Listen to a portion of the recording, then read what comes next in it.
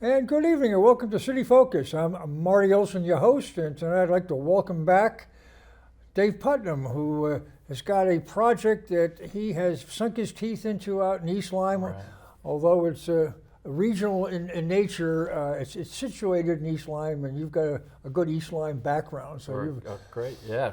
Well, thank you for having me. It's been a couple of years since I've been on your show, and we've made some significant progress, but we have some work to do for the Miracle League of Southeastern Connecticut. So thank you for having me. I appreciate it. You're appreciate a terrific, you reaching out to me. Well, a terrific guest. You got a terrific program going, and the Kiwanis Club, and one of our members, Pam Stevens Moriarty, who lives out in East Lyme, right. She was our contact to you to bring you to the club. Right. And I forget how many years ago it's been, but it was kind of in the embryonic stage, I believe. Well, Kiwanis Club was the first organization that donated to our organization, so has a special place in my heart. And back in 2017, we started. So, okay, so it's been that long. It has, yeah. When we're coming up on our 10-year anniversary, yeah. And you had an idea, and you brought it to fruition. And I think for the benefit of some of the viewers who may not be familiar with it, maybe a little brief outline of how it got started. And, sure. Because we're on stage 3, right. which leaves us 1 and 2. Right. Maybe give a little background to what we're going to be talking about. Sure. So back in the summer of 2017, we started with the Miracle League of Connecticut, and we co-sponsored a program called I Can Bike, which taught kids with disabilities how to ride a 2-wheel bicycle independently. With our discussions with Miracle League of Connecticut, they were looking to branch out and build a Miracle League field in another part of the state. And so Miracle League Field is a fully accessible athletic field for kids with disabilities. Whether it's physical or cognitive disabilities, we're open to everybody. So at the time, I was the Park and Rec Director for the town of East Lyme. And the I Can Bike program was so successful, and seeing the smiles on the kids and the families and the volunteers, and they were looking for another location in Connecticut to start some seed money with us to get going. I said, let's do it in East Lyme. I think this would be a great opportunity for our region, even though it is located in East Lyme, but it really is a regional project. And so we started fundraising in November of 2017 with the goal of not to use taxpayer money, that we were going to do this all independently and raise monies to build this athletic field. So coming out of government, that's interesting. Absolutely. Well, I knew out of government because I wanted it to be a regional thing, and I think the people that actually got behind us liked the part that it wasn't taxpayer funded, that if they wanted to donate towards this great cause, or I think it's a great cause, that you have that opportunity to do that, but it wasn't coming out of your taxpayer money. And so I think a lot of people really liked that, and so momentum started to build in 2017, and we finally raised enough money in the winter of 2020 to start construction of our Miracle League field, which is a fully synthetic athletic field, like I mentioned before, which is totally accessible to kids in wheelchairs and walkers with no barriers. And so the one before you broke ground, I mean, how much was there in planning and architecture, or just, what's this thing going to look like, the materials? And that's great. Great question. So we went out and we actually went to other Miracle League fields throughout. There was 2 other in New England at the time, one in Rochester, New York. So we went and did some site visits to Miracle League fields and see what we liked and when we didn't like, and what we wanted to incorporate into the design. And then we partnered, actually had a contract with Earth Dynamics out of Vernon, Connecticut to be our contractor, and went through all of our specs and all that good stuff, and finally came to a position where we had raised enough money, approximately $600,000 in that time span, to start construction of that field, and we started that in February of 2020. And so it's at Flanders Elementary School, our field, and so we had That's some tucked in the back then. It's not, challenges. it's not on the road. Right, it's not on the road. It's in the back of the school, and so we had some challenges with recess and all that other kind of stuff, and working and crews, and and then March of 2020, COVID hit. Yep. And so what happened was our construction crew was able to go 5 days a week, 8 hours a day with no interruptions, and we finished the project in August of 2020, and we were able to open the field and start doing activities that fall. And so that was phase one. And then phase two, it was very important for the Miracle League board that once we had the monies available to spend on the field, that we spent that money. People had donated money, a significant amount of money in some cases, and we wanted to make sure we did this in phases. So we didn't want to wait until we had $1.5 million to go. We wanted to do the field, and then that led us into phase two, which was our restroom facility, which was completed in April of 2023, and that was another $350,000. Well, this has got to all be handicapped accessible. All handicapped. I mean, Absolutely. Yes. Yeah. And so all to those specs, and which is great. For 2 years, unfortunately, we had handicapped porta potties out there, right, for our athletes and our parents to use, and no one likes to use porta potties. So that was our next goal, is to raise the monies to build that restroom facility, and proud to say that last April we were able to open that, and now we have a restroom storage facility, again, totally handicapped accessible. And now we're on to phase three of our project, and we are looking to do a fully accessible playground playscape area at the site, right at the field. And we were talking earlier that one of the neat things that happened when we started construction with this, I got a call from the Talent Fund, or the 21st Century Talent Fund, which happened to be Kevin Ollie's, the UConn basketball coach at the time, his charity, and they wanted to build an accessible basketball facility for us, an outdoor basketball court, which are called Kevin's Courts.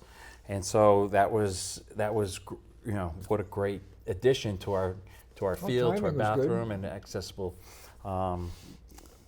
basketball courts. And now we're moving on, like I said, to a playscape playground area, and that again will be fully accessible. And we are presently in the fundraising stages of that right now. So we're into phase three now.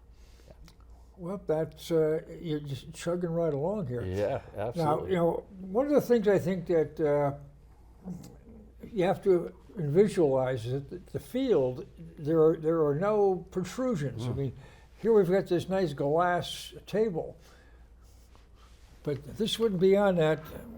That would be a base. That would be out of there, because this field is designed so nobody can trip. I mean, you're not going to trip on the center line. I mean, they're all sewn in. The lines are all sewn into the turf. It is a special kids, if they're turf. on crutches, or if they're in a wheelchair, or walkers, or whatever absolutely. it may be. Yep.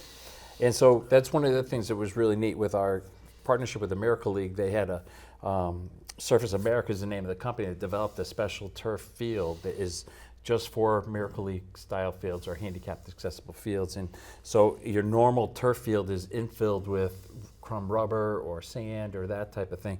Ours is actually glued on with a foam pad underneath, and so there's no crumb rubber in it. The nap is really short, and so it does become accessible for wheelchairs and walkers. Spongy too, if somebody falls down, that they're not falling on something rock hard. Right, correct, absolutely. And so we've been happy with it. It's 5 years now. It looks brand new, and so we're really excited, that we have activities out there every Sunday.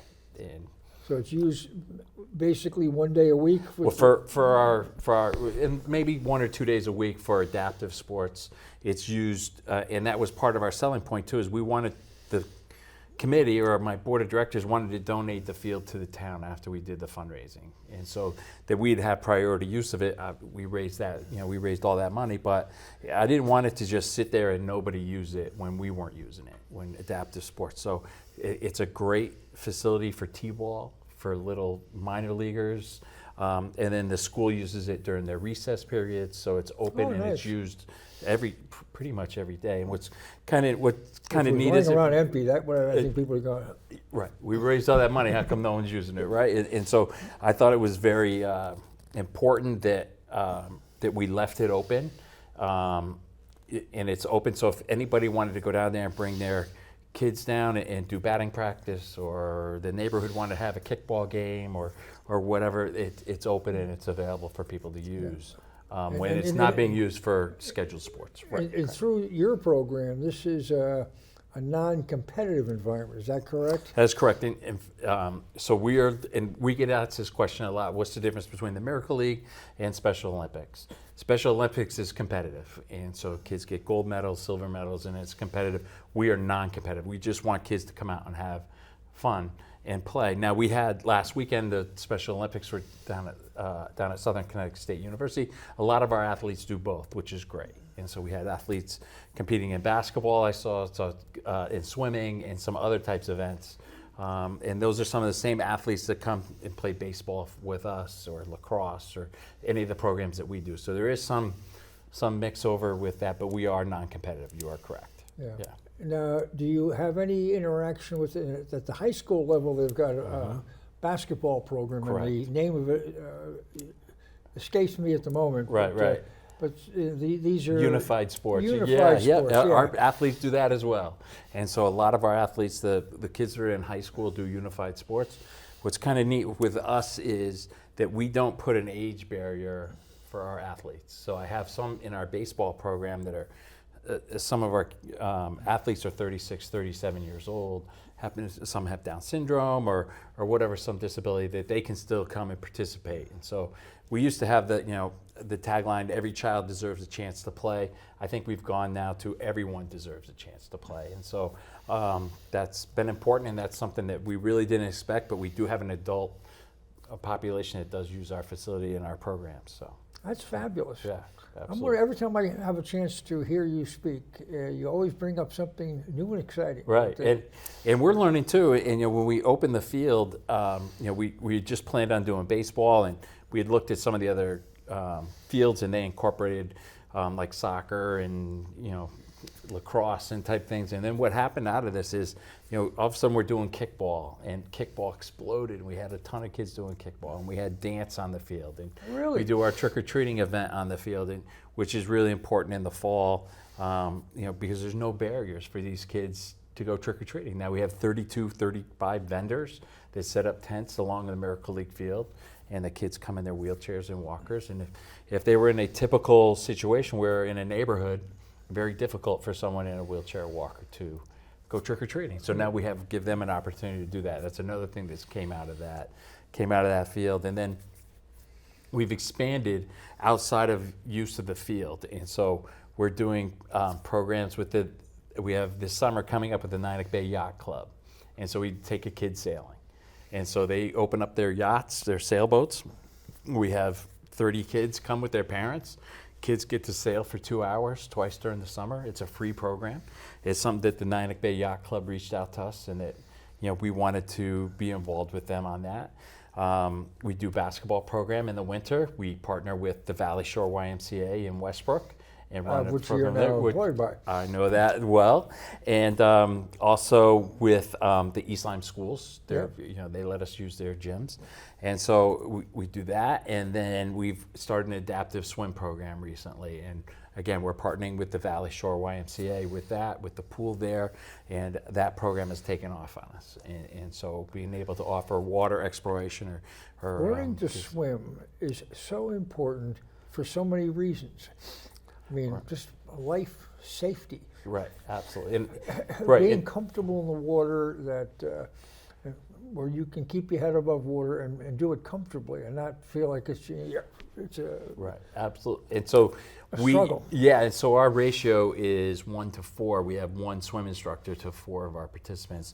Parents are required to be in the water with our participant, and it's been. The comment we get back from the parents is their self-confidence in kids being around water now has grown exponentially. And so to hear those types of things makes it all worthwhile. And it's nice that, I'm presently I work at the Valley Shore YMCA. Yeah. I'm the development director there. So when I came to our CEO and I said, I'd like to do swim, we're getting a ton of people want to do swim. that are in our participants, and he said, let's go for it. So we have a specialized instructor that the Miracle League is paid for her to become trained and certified through Swim Angelfish is the name of the company, and so we're able to we've come away from the field, not only doing field activities, but we're able to offer opportunities for kids. That's fantastic. Those outside of the field. Yeah. Now, what's a rough idea of how many of your participants are coming into East Lyme from surrounding communities? Great question. So we've had, since we opened the field in 2020, we've had over 500 participants in different programs from 43 different communities. 43? 43. That's almost the second congressional district. Absolutely right, yeah. So, and what's neat is like our sailing program, Take the Kids Sailing, we're getting now, through our social media and Facebook posts and those types of things, we're getting people from Darien that, they see this and they say, oh, we'd like to expose our kid to sailing and see what they kind of do. So, all of a sudden we're getting all these, different inquiries for people to do it. But really our geographical area extends from Madison to Westerly up to Norwich, Griswold, and that's kind of what we kind of look to focus on. But we do have kids that are willing to travel, especially for that program, the Take a Kid Sailing and the Ike and Bike program, which is a very specialized program that we're still continuing to run. That's the program that started this all, but we continue to do that, and so we get people from all over the state. I'm not sure if they're coaches or instructors. Do they need any special training to do this? Because they're dealing with a kind of a special population. Right, they do not. And so we get this question a lot. And so it's neat. Our programs are about an hour long. We ask the parents to stay. And what happens is then we like to pair up an athlete with a peer mentor or a volunteer. And so we've been very, very lucky. This past spring, the East Lyme High School baseball team is really involved, and they become peer mentors, and they just help them for that hour that they're on the field and help them run the bases, help them field the ball, that kind of thing. We've had the Waterford High School JV baseball team came over one day. We had Project Learn there last week. Oh, nice. Volunteering. So we get a lot of people to come in and volunteer. And my thing is, the volunteers have more fun than the kids a lot of time. We're not, because they see the smiles on the kids' faces, and we take for granted a little bit T-ball and or coach pitch, and when a kid for the first time hits off of a coach pitch, it's a big deal for these kids. And so to see see them progress and to be able to do that is huge. But no special training involved. I don't have any special training. I just love to be around these kids, and if there's anything that is out of the ordinary, the parent is there to assist us. And like I said, most of our programs are 45 minutes to an hour long. So. Now, I recognize that this is it's primarily athletics, sports. But in town, you've got the Children's Museum. Do you do any interactive work with them? Great. Yeah, so we do. So we promote the sensory-friendly activities that they have there. And so, and then we just partnered with one of our fundraisers, was with the Children's Museum of the Nyack Children's Museum, East Lyme Youth Services, and the Miracle League. We did Touch a Truck at McCook Point Park. And the three organizations ran that and split the proceeds from that as a fundraiser. And we did a sensory-friendly hour. So that first hour is from 10 to 11 o'clock, becomes sensory-friendly. So we asked the people that bring the trucks, please stay off the sirens, please stay off the air horns, let these kids now, be able to... Now, these fire trucks, and when you say trucks, is that what we're looking at safety vehicles? I mean, police cars? Police cars are there, fire trucks are there. We have ambulances, plus we have big dump trucks from the Public Works Department. Oh, wow, okay. So all concrete trucks from different companies throughout town come in, and the kids are able to play on the trucks and do all that kind of thing. But that first hour was sensory free, and that was a partnership with with the Children's Museum. And so the other thing is, like I mentioned, they do sensory friendly nights at the museum that we're able to be a part of and be able to promote with them. So it's been a great partnership, and I can't speak. I just have a sneaky suspicion that folks are welcoming you? I mean, whether they come to you or you come to I- them, that you're not getting a lot of resistance. I think people are looking for an opportunity for something that to interact with what you're working with. Right, absolutely, and I think that was, part of Project Learn, and like when I go back to Kevin's course, they found out we were doing the project, and they approached us. We would like to be a part of your project, and so that was great, and like you said, people are come to Nyack Bay Yacht Club is another example. Hey, we understand you do this. What can we do to do type of a sailing program? And maybe it's not lessons, but it is expose these kids. Never had a chance to get on a boat, get out in the water. Absolutely, for 2 hours. It's a different. Absolutely. Yep, absolutely. So you're right. So we do get. Have you had any interaction with Project O? We have not. That's a great opportunity. That's something. They do a little something different. Yeah. I mean, it's academic in nature, and it's out in the water. And right.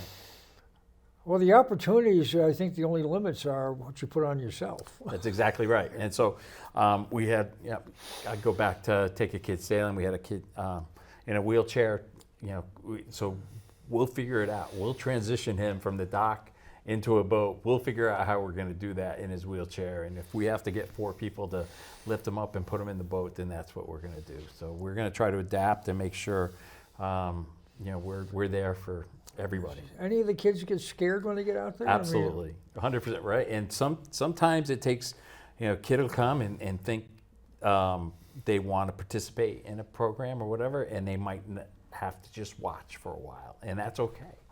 So so they might want to sign up for Take a Kid Sailing, but then they see the boats and they get scared and don't want to do it. There's no pressure.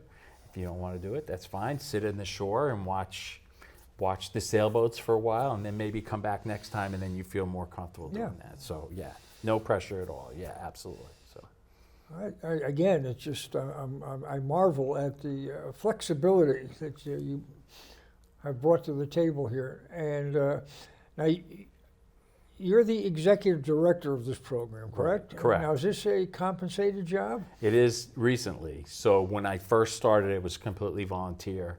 We've gotten to a point now with our fundraising and everything that I'm hired as a part-time employee now. Okay. For the Miracle League, but it was 8 years before we got to that point where we felt good, and I wanted to make sure we were in a good spot financially to be able to do that. I think we look at the Miracle League of Connecticut, which is based out of West Hartford. And their model is they kind of started with a part-time executive director and now growing to where they have a full-time executive director where they're doing a ton of programs. And I think that's you the only direction. paid employee at the moment? We have a bookkeeper that handles our books and stuff. But other than that, that's just it for right now. Now, folks want to contact this organization. Right. How do they? So they can email me. They can go to our website, and we have a button there to volunteer. So our website is www.miracleleaguesect.org. And so if they want to get involved, it's a simple email to me, and we have a volunteer coordinator if they want to volunteer for I Can Bike, for baseball, for basketball. And the thing I try to tell everybody is you don't have to know how to play baseball to volunteer. You just need to be there for the athlete. That's it. And so I get that question quite a bit. Well, I want to volunteer, but I'm not a basketball player. Well, it doesn't matter. I just need you to come and have fun and make sure the kids staying safe and they're having a great time. That's it. That's all we ask of you to do. So, it's great. We couldn't do it without the volunteers. There's no way we could do this without I have a tremendous board. The board of directors is made up of 20 individuals throughout Southeastern Connecticut. Couldn't do it without them. Couldn't do it without our fundraising activities. And our volunteers are huge. So. I'm not sure. I thought I was hearing something there. But, well, that's terrific. So the board is 20. That's a rather large board. It is. And what's been great? I've served on other boards, and everybody is there for the same reason. They're there so that the kids can have fun, or everybody can have. We're getting away from that. Every child deserves a chance to play. I mentioned everyone deserves a chance to play. So we're getting away from that, and that everybody has that opportunity, and that's the goal of the board. And it's been great. And for us to raise in there, and East Lyme, and we've been very lucky through grants and people like the Kiwanis Club and the Nyack Rotary Club, and I don't want to leave anybody out, but I'm sure there's a significant number yeah, absolutely, of and businesses that contributors and donors. Absolutely, and to be able to be at like 1.3 million in that time, and again, I think it's very important that we continue that road where we're not going to look to take taxpayer money. We're not going to ask the town of East Lyme or water for any monies. If we're going to do it, we're going to do it.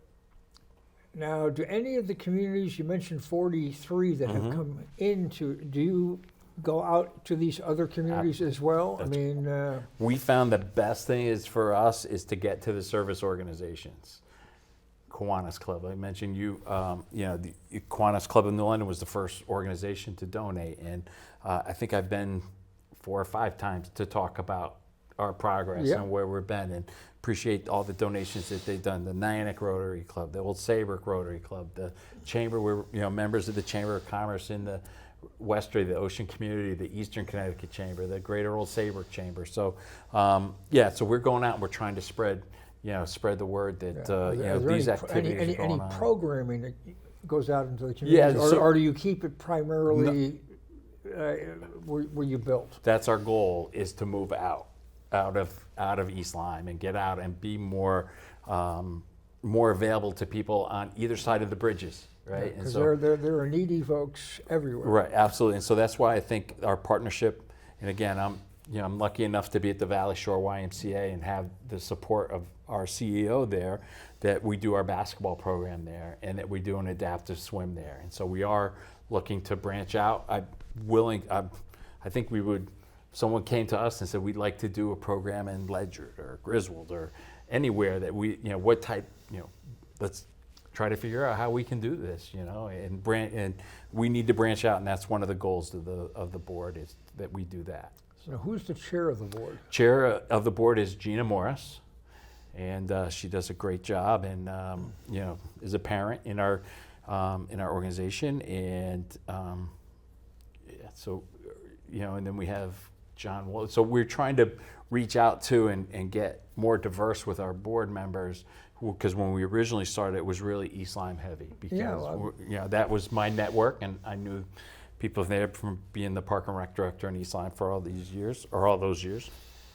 And so now we have representatives from Madison and Norwich and Stonington and North Stonington. So we're looking to bring in people with different ideas and from different locations throughout Southeastern Connecticut. So we're getting there slowly but surely. We're getting there. Yeah. I think it's it's interesting, also as far as just the growth of the organization and what you're producing and able to offer, and I think it's fabulous. Yeah, it's blown me away how we've kind of gone from, well, let's do this baseball field and we'll do baseball, and maybe in the fall we'll do soccer too.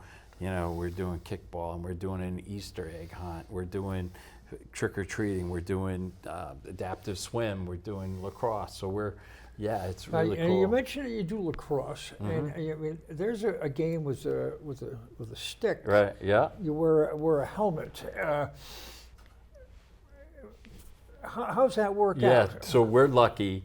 The girls' high school coach at East Lyme High School is Phil Schneider, and a very successful program in our region, and he brings his team over, and they do a clinic each week in the spring for us on Sundays after our baseball program is concerned, and really it's more about drills and skills and that kind of thing. So we're not really playing games, we're not checking, we're not doing those types of things. They still have the stick, but they're learning how to pass, learn how to catch, learn how to shoot, scoop the ball, and the big thing, just want the kids to have fun and have an opportunity to, and the thing we hear is it's great, I have lacrosse. That wasn't available when I was coming through. Right. I mean, as a kid, or high school. I mean, we kind of had the big four, and that was about it. Right. And so and go back to volunteers. I don't want to leave them, but the East Lyme High School girls lacrosse program has been tremendous to us, and so they volunteer for our basketball program. And like I said, you don't need to know how to play the sport, but they're there, and they bring their athletes. It's a team bonding for them. They seem to love it, and each year we have volunteers from that organization. I think it's great for the high school kids because they're getting community service, giving back, and working with the youth, especially special needs. Absolutely. And you see some relationships now that have developed now that we have these kids that have volunteered for a number of years, and they see the athletes grow and get better. And one of the things was really neat. We just had our golf tournament. Yeah. I know Kiwanis has one coming up in September, I yep. believe. Yep. We just had ours this past Friday Yep. out at Pequot Golf Club. Bob Tobin is the owner there. He's on our board. So we had a great tournament. We started out last year, we had one of our athletes participate in the golf tournament, which was great. And this year we had 3 of our athletes participate in the golf tournament. So I think we're looking to build on that, where that becomes another opportunity for kids to experience golf. And who would have thought that we'd be doing golf? But we're moving to that area. We talked about it the other day. We'd like to get where maybe we have 10 or 11 of our kids that are playing with a foursome, just exposing them to golf and having fun for the day. So. Well, I mean, it may be something where some of the older kids, if they're in high school or whatever, they may go out when their high school's practicing and get a chance to go out and hack around that would be great. And play that. If you're trying to stay away from the competitive angle, maybe not get into match play, but just go out there and whack the ball. That's it. Have fun, and that's what we did. So I had 2 athletes with me. So we let them drive or try to drive, every time off of each hole, and then they would help us putt. And I have one of the kids. Both of them loved it. One wants to continue on and learn how to play golf. So just by exposing them to different sports and different activities, I think has been remarkable. Yeah, for these kids. I think it's important to note is that. It seems that you, I don't want to use a word like demand, but parental participation is a critical component. It is a little, yeah. And they've got to be there. They got to be there, but you're not providing a babysitting service. No, but what happens is, so for baseball or any of our sports, that's an hour break for some of our parents, so that the kid comes into the field and now is with a mentor. The parent then can watch their kid and not have to be on the field with them. And in some cases, that's a 24-hour job for a lot of these parents. So if we can give them an hour where they can just sit back, relax, watch their kid play a sport, and have fun, I think that's been important. And not yell at the ump. And not yell at the ump. Well, I'm the ump, and I'm the ump and the coach and the thing. And I tell my wife, well, I'm undefeated still. I'm 0-0 and 500. Which is great. And but it is, in the way our field is constructed too, it's fully fenced in. And so that's a Miracle League requirement, that the field be fenced in. And once we have the kids there and participating in the sports, and if they're not going to wander away, right, correct. And that's why it's important for us to have enough volunteers there too to help with, depending on what the needs of the athlete is. So. Well, I'm just absolutely flabbergasted with such positive movement, such a relatively short period of time. I think, and it's gone by so fast. It's like, holy cow, we're coming up on our 10-year anniversary. So we're planning on doing something pretty special. I don't know what that's going to be yet, but 2027 becomes our 10th 10-year anniversary. And I think if we can get to where we've done all 3 phases by then, and I think we're getting close to that, then I'd be very proud to say after 10 years that we built a field, we built a bathroom, restroom, storage facility, we did a basketball court, and we did a playscape play area where kids can come and experience the joy of play in one location throughout. I'm proud that it's in East Lyme, but I'm happy that people are using it from all over. I think that was the goal initially when we started. Have you had anybody from some of the surrounding communities that have come into this thing and are showing the passion for it that you do? I think so, yeah. Our entire board is passionate about what we're doing, and so you see that on a daily basis.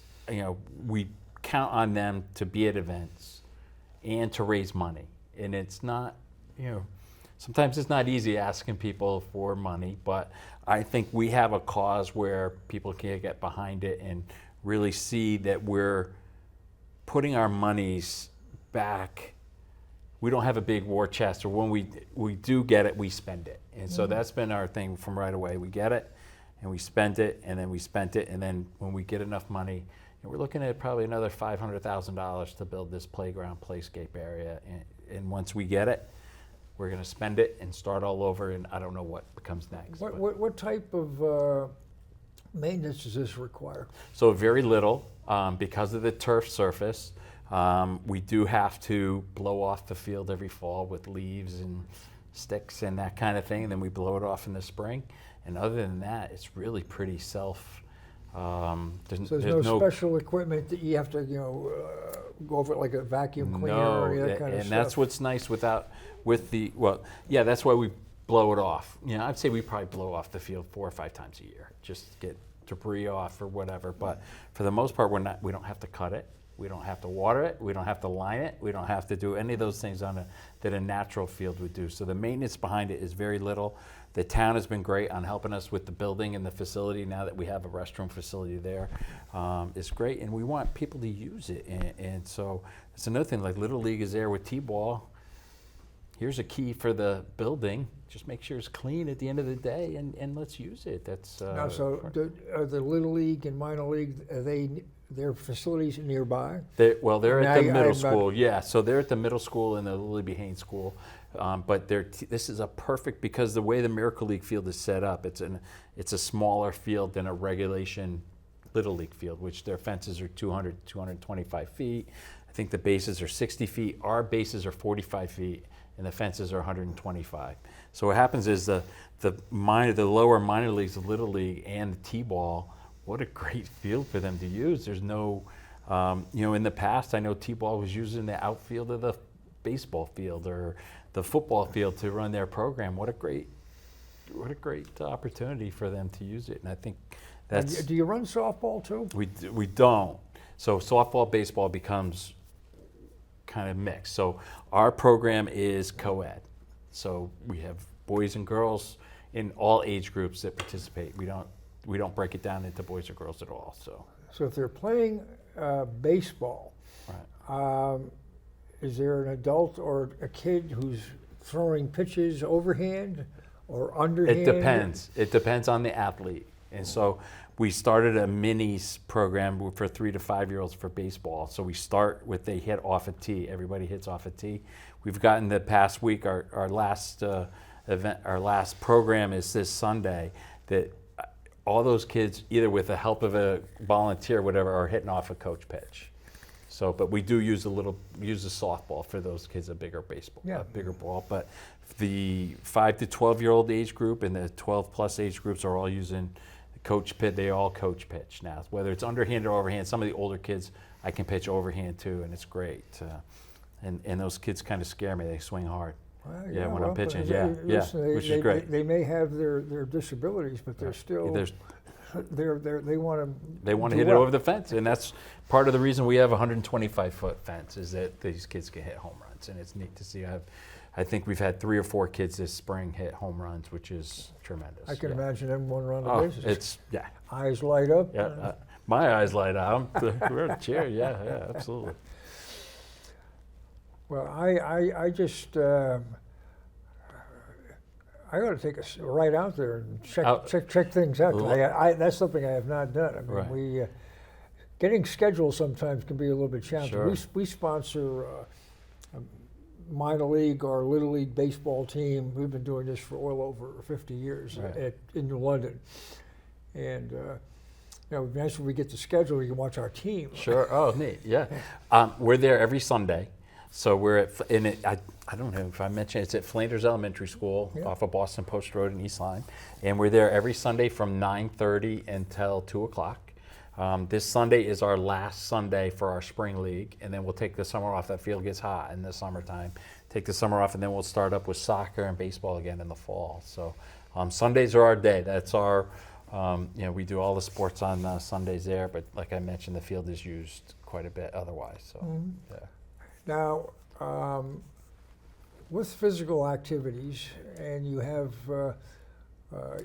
children that have special needs, what kind of requirements would there be for insurance in case some kid falls down, gets hurt? No different than any other liability. So we have our insurance, and we have our liability insurance for our activities in the fields, but there's really no additional coverage or special coverage that would need to be done. Like any organization, we have our insurance to protect ourselves in case something were to happen. But I think we do a very good. The baseballs that we use are soft core baseballs, and we make sure only one kid's up to bat at a time, and that we try our best to do a one-on-one with each of our athletes. So, do you find with the athletes, especially some of the older ones, that they imitate the pros that they see on television? Yeah, that's great. I have Henry is one of our athletes, is one of my favorite. They're all my favorite. I shouldn't say that, but he's a big New York Mets fan. Okay. So he's always talking to me about what Pete Alonso did the week before, and he's going to hit like Pete Alonso or Juan Soto or anything. So he knows all that. I have another one, Javi. Javi knows all the stats for all the players in all the teams, and comes all ready to play every week. And so you do see some of that. And some people, and a lot of kids are just there. They just want to have fun and be with their peers and experience that joy, which is. Do you do any field trip type things? Take the kids to, let's say, to see the Yard Goats, or you mentioned the Mets, or to go to New York to see the Mets, or right. So we don't provide field trips, but in cooperation with the Miracle League of Connecticut, we have a Hartford Yard Goat night, which is a Miracle League night where the parents have to bring the kids, but for a very small fee, they can go and they go into the left field bleachers, and then they can run the bases after. So we don't necessarily do field trips, but we do special events at places. The Norwich Sea Unicorns, we got selected as a charity of choice, where they're giving us, I think it's 24 tickets to a game.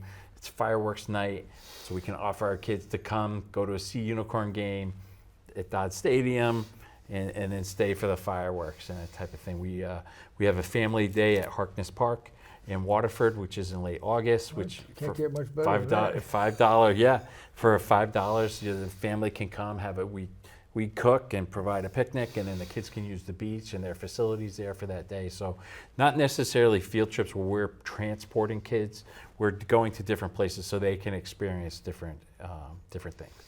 Ocean Beach on that list? It is not, but because Harkness is right there, and Harkness, because of their adaptive, because of that adaptive nation at Camp Harkness there, that they have all that, with swimming wheelchairs and that type of stuff, and the slides there are all handicapped accessible, and everything's geared towards that. So that's why Camp Harkness is a great thing for us, and that we're able to do our family day. I think it's August 24th coming up. So.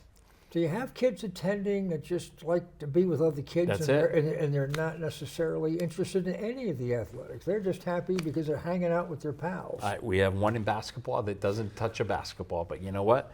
They run around the gym, and they roll the ball, and they like to chase the ball and then play a little game with two of our other people, and they might not shoot a basket the whole time. And you know what? That's great. And the mom and I said, well, can I get him to come shoot? And he goes, he's happy. And if he's happy, I could care less if just because it's a basketball program doesn't mean he can't still play and do something. And so I think that's what people really like. I hope our parents really like how flexible we are for that. And there might be a kid that runs around on the baseball field, and maybe. Or do we have some shy kids that maybe just shy kids stay on the side? Absolutely. They're not ready for interaction. But let them watch for a week or two, and then you'll see them eventually come out of their shell. And that's what's really exciting, is to see that person that maybe didn't want to be involved, wasn't sure. And I tell parents all the time, if you're not sure, bring him or her. Let them check out the thing. If it's not for you, that's fine. But if it is, we're going to welcome you back, and we're going to do whatever we can to make sure they have fun. And whether it's baseball, lacrosse, soccer, whatever it is, we're going to try to do that. Now you mentioned transportation.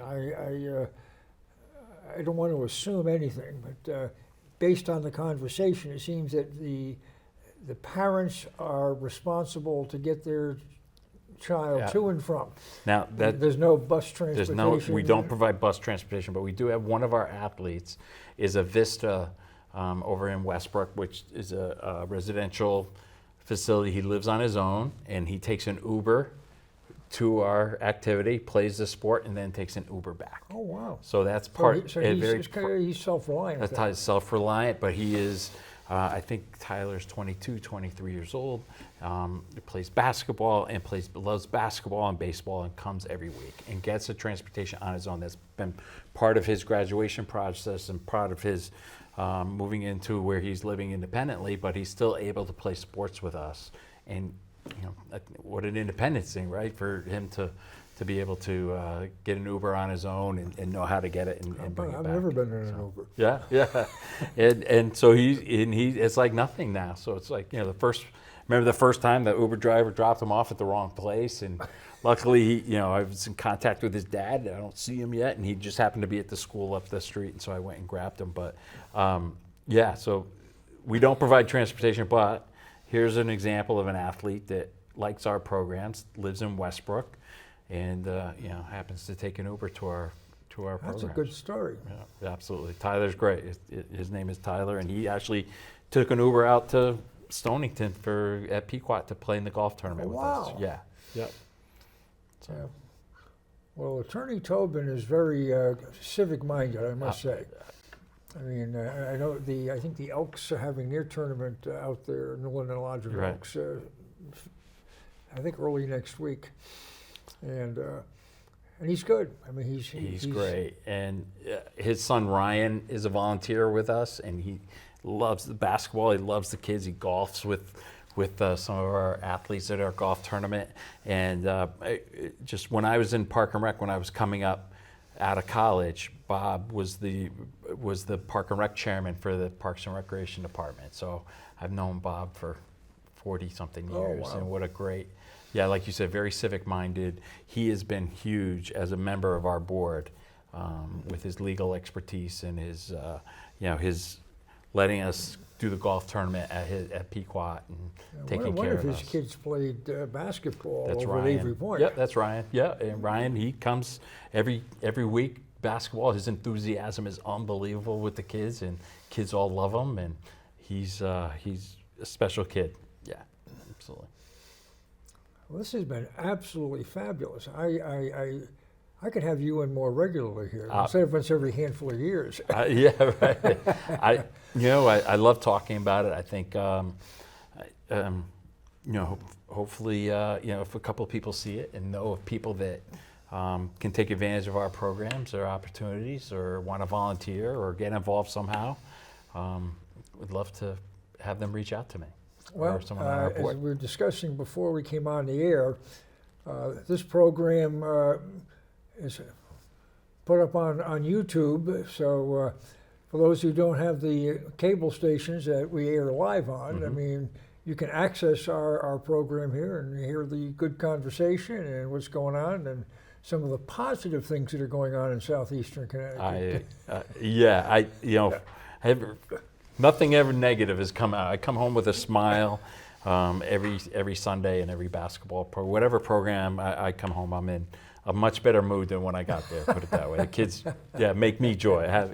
Give me a lot of joy. So I can imagine so. I mean, one of the things I enjoy thoroughly with being a member of the Kiwanis Club is that its primary focus is youth.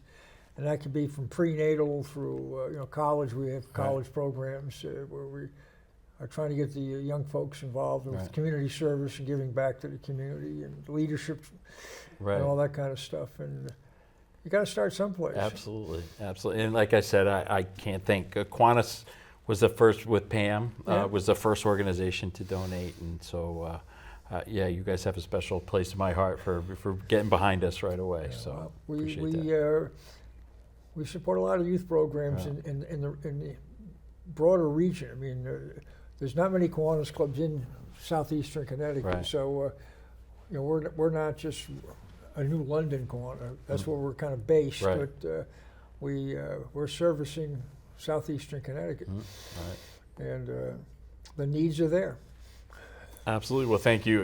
Again, thank you for your support in the Kiwanis clubs. Well, it's been fun. I want to thank you for carving out an hour to come down here and shoot the breeze and discuss It went by your like program. that. It went by really quick. I hope I Always didn't talk does. too much. Yeah. Oh, it always does. I enjoy when I get a first timer on and they're a little nervous and how are we going to talk for an hour? Right. Well, believe me, you'll be fine. Right. And once they get going, it does go. Right. Absolutely. So, but on that note, I want to thank you for Thank coming you. over. Thank you for having me. And Yeah, appreciate folks, it. you've been watching City Focus. I'm Marty Olsen, your host. We'll be back next week. I want to thank Dave Putnam for coming in again. Keep having more phases. We'll have him in once a year or two or so here, and bring us up to speed on what's going on with the Miracle League. But with that note, we'll say good night, and we'll see you next week on City Focus.